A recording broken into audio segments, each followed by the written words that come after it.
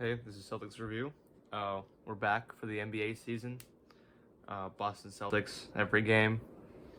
Uh, Celtics lose first game of the season, 134, 138 in double overtime. Um, Fun game to watch, tough game to lose. Amazing game by Brown.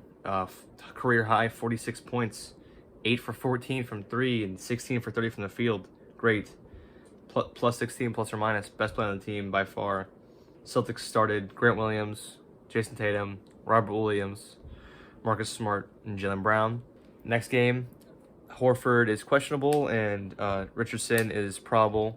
Marcus Smart is also probable with some fluid in his knee, something like that. So, on to the game. Tatum played horrible, really bad. He 7 for 30, 2 for 15 from 3. That was horrible. I was fuming during the game. 11 rebounds, 4 assists, 1 steal, 1 block for Tatum. Three turnovers. -3 plus or minus. It was not a fun game to watch for him. When Grant Williams was announced as one of the starters for this game, I was, skeptical because, it's Grant Williams. But he actually surprised me, and it gives me hope that maybe he can be something for us. He hit three or two clutch 3-pointers in overtime or it was either overtime or the fourth quarter, I forget. But he hit some really clutch shots to bring us right back into the game. If he hit those shots, they weren't even going to be close. I'm happy that he was in the paint a lot, but just you got to make your shots. He missed a ton of layups. 8 assists, so good playmaking for him in 32 minutes. 2 steals, not bad. -16 plus or minus, so not good. Langford played good, carrying that preseason streak over here. Shot 4 for 6 and 2 for 3 from 3. We saw a good showcase of shooting from him in the preseason, although he did have 3 turnovers. Everything else was pretty good from him. Robert Williams. We got back the old Robert Williams that we didn't see in the preseason. 5 for 5. Shot 6 for 8 from the free throw line, so pretty good for him. 10 rebounds, 3 assists, 3 steals, 5 blocks. Defensive Player of the Year. I think he might be. No turnovers. Great game. 1 foul, which was one of his problems last year, was fouling people. He didn't foul a lot this game, so that was awesome to see. Plus 11, plus or minus, second best on the team. Pretty good. Aaron Nesmith didn't, unlike Romeo Langford, didn't bring over that hot streak he had from the preseason. Now we're going to go to the Knicks and see what the Knicks did. They're a good team. They got 2 of our former players, Kemba Walker and Evan Fournier. Fournier was the reason we lost, basically. He had 32 points, which is career high. He got most of those points in overtime in the fourth quarter and kept hitting threes because no one would step up onto him, but I'll get to that. Mitchell Robinson, first game back from that foot injury he had later last season. 17 rebounds, 2 blocks, good game from him. He's promising. I think Robert Williams is better than him, personally. So that's cool. Julius Randle, he's been good. Last season was good. Most improved player. All-star, as he deserves to be. He's very good. Start of the game, he had 2 threes, step back. I was like, no way, this guy could actually shoot. I know he could shoot last year. He shot 39%, but he showed some good shooting. He had 35 points, 8 rebounds, and 9 assists. So really good game from him.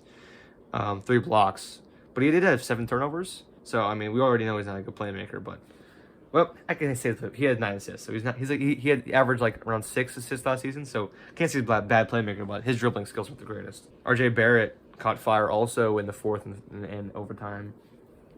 Had a couple clutch threes and some dunks that hurt.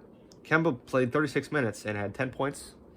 So reunion game for the Celtics and Kemba Walker, and also a reunion game for Kemba Walker in his hometown in New York. His mother was there. It was nice to see. We all love Kemba because he was a nice guy. It's just that he wasn't for the team, and you got we're not gonna be paying you a max contract if you're not gonna play back-to-back games, right? Kemba Walker had 4 turnovers, 4 personal fouls, 8 rebounds, which is weird. 3 assists. So not really a good game. 3 for 8 from the field. He's like, okay. Obi Toppin was a surprise this game. He went nuts in overtime. Like, he would steal the ball and right down the court, and he had some dunks that would just like hurt my feelings. Derrick Rose hit a dagger at the end of the game. That sucked. Alec Burks. So that's about it for all that. Celtics shot in all 36%. So not good. And then the Knicks shot 37%. We did have a large amount of turnovers in the first half. Another thing I want to mention, the ball movement this game. Even though we lost, we had good ball movement. Tatum, not really the greatest ball movement. I didn't really like how he moved the ball at all. He took a dumb shot in overtime. I was not really enthralled with what he did with the ball, passing and shooting. All right, so Celtics had like a early deficit. It was kind of scary because we were down let me see, we were down 8-0 in the first 2 minutes after Julius Randle had a couple threes. And then we got back. We got back around the 7-minute mark. Jaylen Brown started to catch fire at one point. He had 20 points in the first quarter. Another thing to mention, Jaylen Brown also had the most points in a season opener for a Boston Celtic ever. The game was about even, there was a couple lead changes, but there was only we were leading in the second, then we lost the lead in the third, and then they got the lead back in the fourth. Grant Williams was in the fourth quarter. He went nuts. 98-109. And Grant Williams, 3-point jumper, 101-109. Grant Williams, 3-point jumper, 104-109. And that jump started our thing. Jaylen Brown made the layup. And then oh my God, this game's so close. There's no way we come back. I was I thought we had no chance, right? Evan Fournier came down the court and made a 3. That's when he didn't step up. Oh, that got me mad.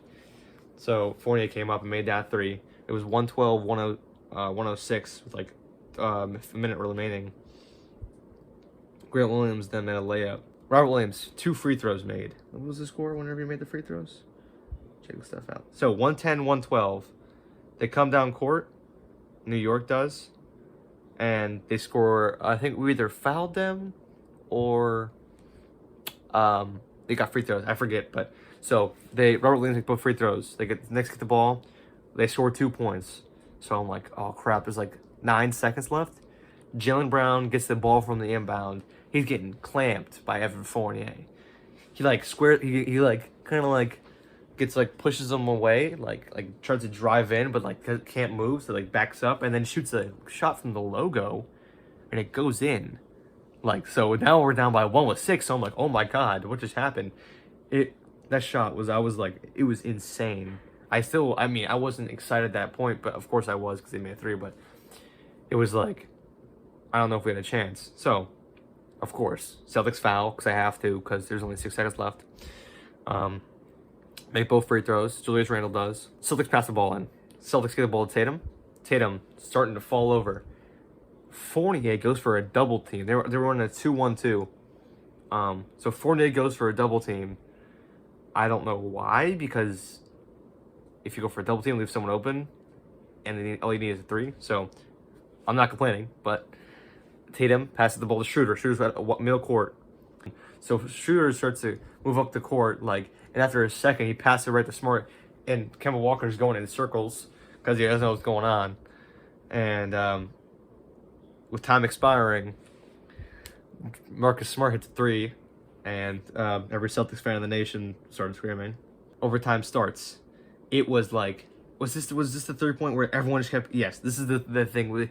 It was 8 straight threes for both teams. It was literally insanity. It was just 1-3, 1-3, 1-3, 1-3, and then it started to cool down.